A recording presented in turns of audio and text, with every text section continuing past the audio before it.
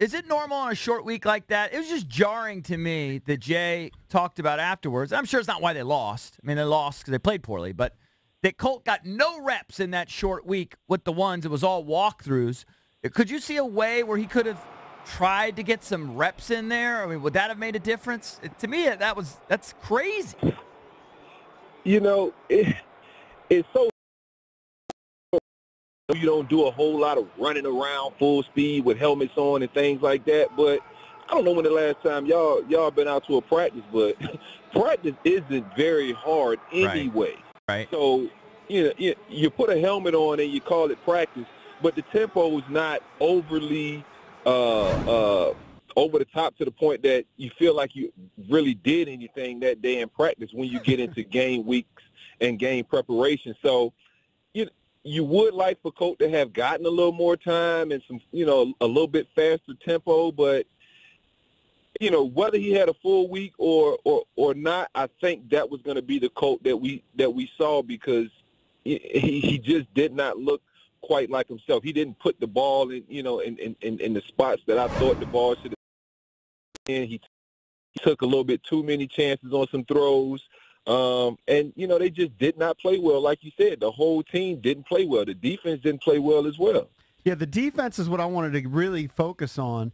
So in the first game against Dallas, they hold Zeke to 33 yards, and that's probably an outlier, except they were stopping the run week in and week out. And now for a month, teams from the Atlanta Falcons to Tampa Bay to Houston and then Dallas have run all over them. Let's focus in on why they aren't stopping the run. What do you see?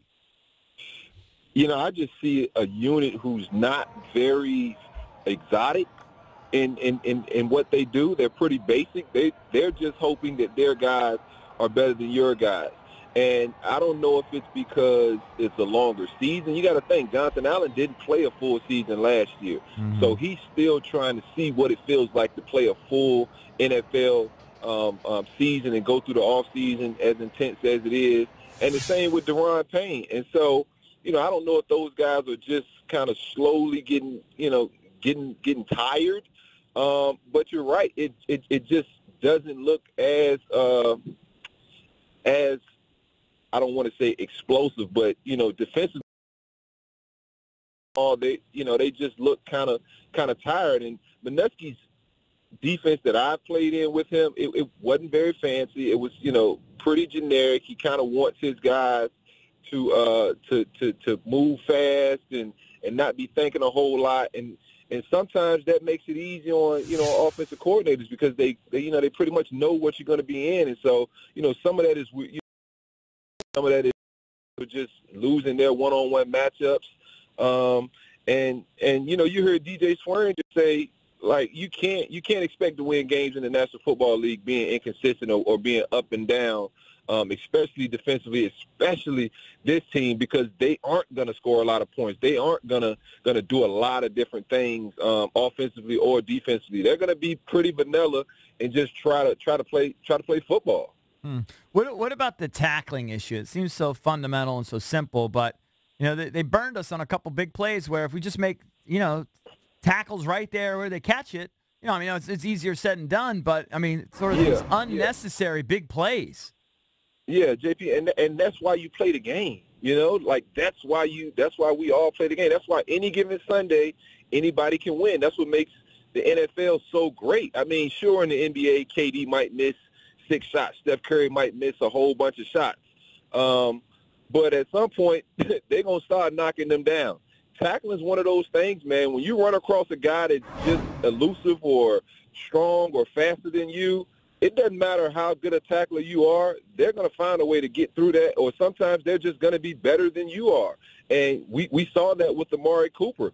Some of that is Dunbar just not being healthy, and, we talked about on the post-game show, Dunbar's never going to take himself out the game. At me as a player, on one leg, I'm never going to take myself out the game. That's just the mindset that I have. And so for those coaches to not see that Dunbar wasn't 100%, that's a problem. I understand you want your best guys out there playing, right, but when your best guys are playing, when they're trying to play hurt and it's just not working, you should have went to somebody else after that first one, because Dunbar is one of the fastest guys on that team, hands down. I've seen him run guys down. I've seen him run fade balls down. He did not look like himself at all. He would have went and got Amari Cooper a couple times when he's healthy. And so to see him kind of battling through that, you know, they have to be smarter about those guys. I understand you want those guys out there playing, but when it becomes a detriment to the team, you got to get them out of there. You know, you got to get them out of there. But, yeah, tackling is something that, you know, they just haven't done very well, and it's hard.